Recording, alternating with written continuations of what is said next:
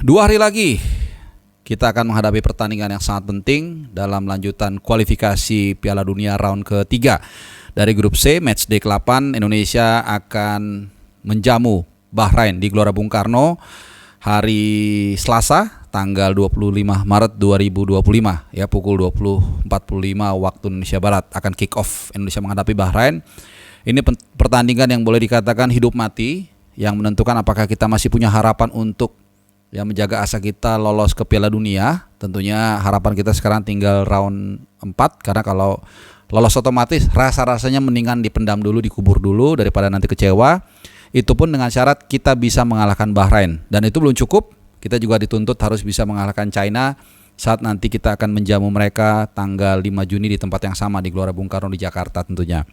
Nah, persiapan sudah dilakukan. Kemarin juga unofficial training sudah dilakukan di Stadion Madia, dan ada beberapa update statement yang dilontarkan oleh Calvin Verdong dan juga Pak Sumarji sebagai manajer timnas. Tapi sebelum kita ke sana dan juga update hari ini apa yang terjadi, yang pasti kekalahan 5-1 yang kita bawa dari lawatan ke Sydney, pertandingan yang sudah kita tunggu-tunggu selama 4 bulan berakhir dengan mengenaskan. Bukan hanya kalah, boro-boro membawa 1 poin.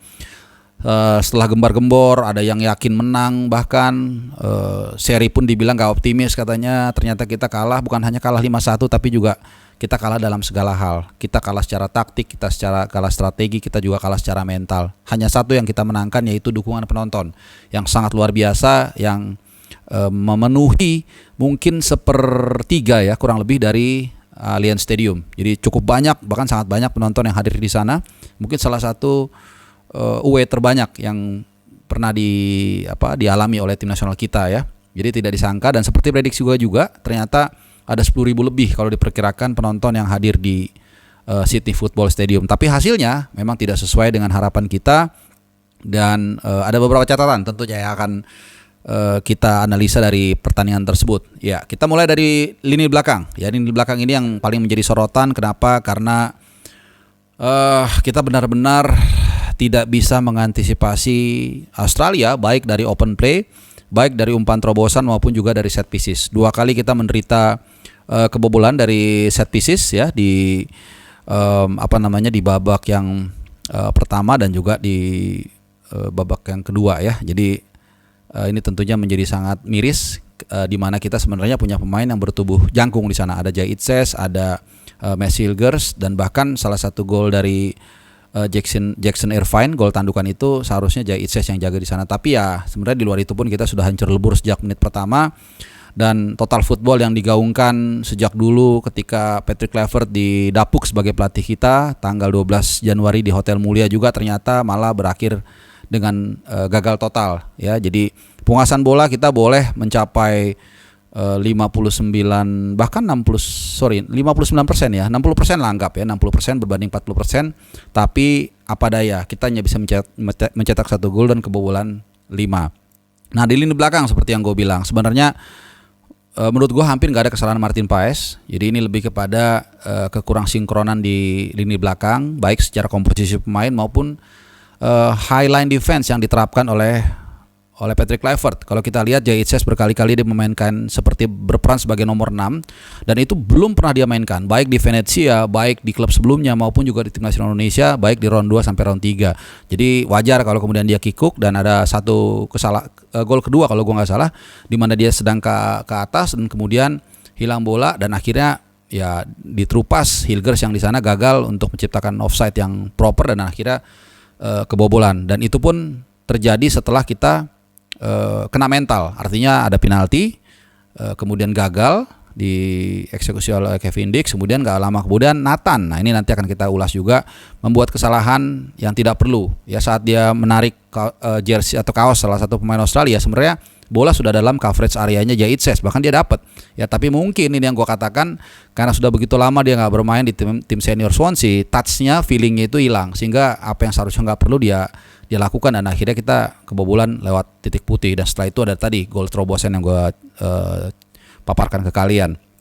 Nah, tentunya nanti saat kita menghadapi Bahrain, kebetulan juga Messi Hilgers katanya ya ini cedera, tapi gue belum lihat MRI-nya, dan di hari yang sama tiba di Indonesia dia langsung minta pulang ke Belanda. Ya tentunya ini ada blessing in disguise juga. Kenapa? Karena justru nanti kemungkinan besar Rizky Ridho yang akan mengisi posisi dari Hilgers. Sementara kita lihat Rizky Ridho itu selama ini sudah begitu kompak dengan Jay Itzes, ya bahkan sebenarnya Jay Itzes, Rizky Ridho ini adalah salah satu pemain yang improve dengan hadirnya para pemain diaspora. Kita lihat mulai dari di Midin di Vietnam, kebetulan gua hadir di sana berkali-kali Jay Itzes memberikan arahan lah ya, kayak abang-abangan yang memberikan mentor kepada Jay Itzes untuk body shape-nya, berdirinya ketika menyambut bola itu seperti apa. Intinya dia menjadi mentor lah sehingga permainan Rizky Ridho terus berkembang ya. Kemudian juga nanti di CB kiri kemungkinan kalau memang pakai 3 back ada Justin Hubner ya, ini pemain yang luar biasa mentalitasnya, nasionalismenya juga luar biasa. Dan akan berperan sebagai CB kiri nanti. Jadi kemungkinan seperti itu. Nah di kiri ada Calvin Verdong, ini juga sama pemain yang punya daya juang sangat luar biasa dan selalu memberikan yang terbaik bagi tim nasional kita. Di kanan ini ada beberapa pilihan. Nah kemarin Kevin Dix dicoba, bukan jelek secara individu, tapi menurut gua karena dia belum nyetel. Ya, dia baru tampil sebelum lawan Australia itu hanya 30 menit waktu menghadapi Jepang, tapi kemudian cedera dan kembali ke Denmark, ke klubnya Copenhagen. Nah di sana mungkin tapi mengingat ya Sandy Walsh juga, walaupun terakhir Pak Sumarji mengatakan kemungkinan besar dia sudah fit kalau mau diturunkan pun, jadi nanti ya tergantung fitnessnya seperti apa. Tapi kan bagaimanapun juga dari baru pulih dari cedera, jadi kemungkinan pilihan akan tetap jatuh kepada Kevin Dix. Nah di lini tengah ini yang menjadi epicentrum permasalahan. Kemarin semua orang kaget, tidak ada yang kaget ketika Nathan diturunkan. Nathan selalu mencoba untuk fight, memberikan yang terbaik, tapi with all respect ya kelihatannya dia memang sangat turun ya, karena memang sudah begitu lama tidak bermain di tim utama bersama Swansea, sudah 6 bulan lebih, sudah setengah bulan lebih ya. Kalian pasti selalu mengikuti raport abroad gua ya, di mana dia memang ya kehilangan tempat lah di Swansea dan dia nggak bisa ngapa-ngapain. Dan kebetulan saat meliput di media Tribun itu nggak jauh dari gue itu ada Gerald Vandenberg ya, kalian semua tahu dia salah satu asisten wasit dari Patrick Kluivert dan memang dia sebagai analis. Jadi dari atas itu dia kebetulan dia pakai bahasa Belanda dan ada rekan sejawat gue orang Belanda yang mentranslatekan. Dia selalu mengatakan itu nomor 62 double pivot itu terlalu jauh, maksudnya itu Tom High dan juga Nathan Chow. Nah ini yang menjadi pertanyaan, padahal kalau kita lihat dengan posisi yang serupa itu ada 3 pilihan yang sebenarnya lebih baik dari Nathan, yaitu ada Joe Pelupessy dan juga Ivar Jenner. Ya, salah satu dari ini mungkin bisa dipahami. Ya, Joe Pelupessy katakanlah dia berpengalaman ya, walaupun dia main di Liga Belgia. Sementara Ivar Jenner walaupun dia main di Eerste Divisie, tapi dia reguler dan sudah kenal satu sama lain dengan Tom High. Ya, kalau kita ingat saat menghadapi Saudi kita bermain bagus, itu salah satunya karena Ivar Jenner bisa memerankan perannya sebagai katakanlah bodyguardnya Tom High. Ya, jadi kita akan lihat ya, mudah-mudahan ada perubahan ya yang mendampingi Tom High nanti antara Joe Pelupessy maupun juga Ivar Jenner ya. Apakah ini menjadi debut dari Joe Pelupessy? Kita akan tunggu.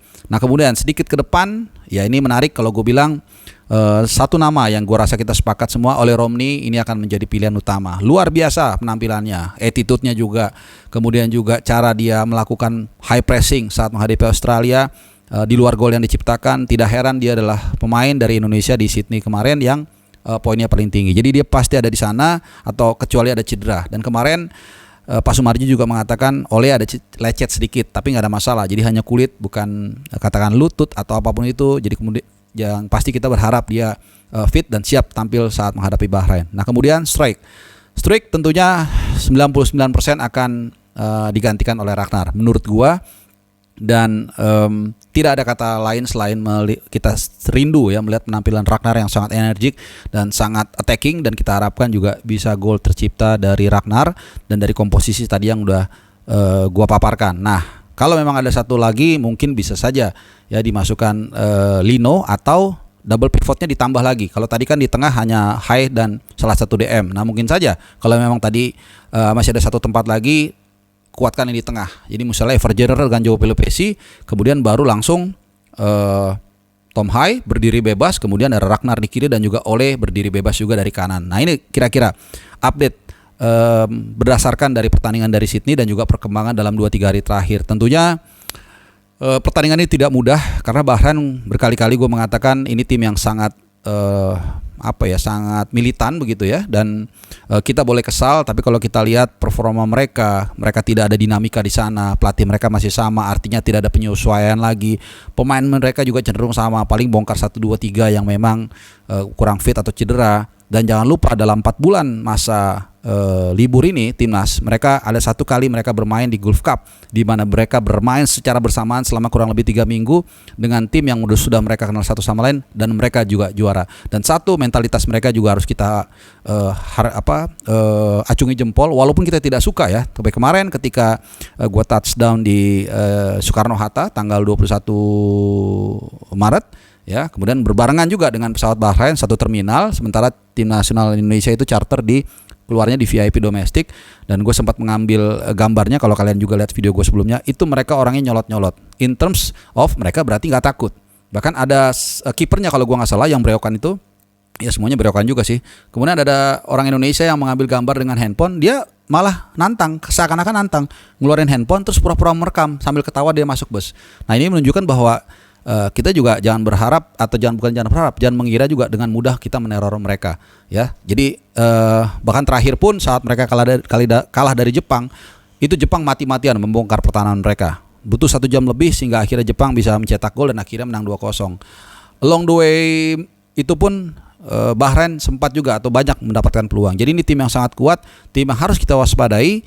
Dan tentunya kita berharap juga pemain memberikan yang terbaik, dan juga kita butuh keberuntungan untuk memenangkan laga kali ini. Nah tentunya teman-teman semua, itu adalah paparan gue secara umum. Besok nanti akan kita tunggu official training dan juga konferensi pers, seperti apa pernyataan dari Patrick Kluivert dan seperti apa juga suasana latihan yang akan dilangsungkan di Gelora Bung Karno. Nah teman-teman, terima kasih sudah menyimak. Kalau kalian punya saran, punya kritik apapun, silakan tinggalkan komen di bawah. Terima kasih sudah menyimak dan adios.